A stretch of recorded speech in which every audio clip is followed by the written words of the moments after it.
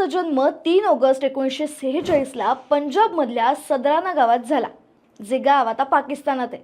त्यांचं शिक्षण गावातच झालं आणि नंतर पंजाबच्या पट्टी इथल्या DAV हायस्कूलमधून त्यांनी मॅट्रिक पास केलं. 1965मध्ये म्हणजे वयाच्या 19व्या वर्षी ते भारतीय सैन्यात भरती झाले.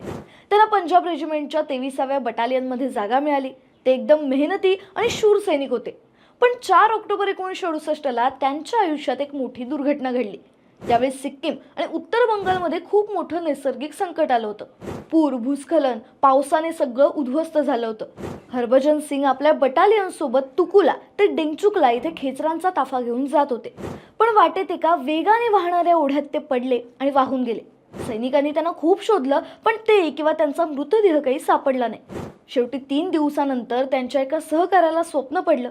त्याच्या स्वप्नात हरभजन सिंग आले होते आणि त्यांनी त्याला सांगितलं की त्यांचा मृतदेह कुठे आहे.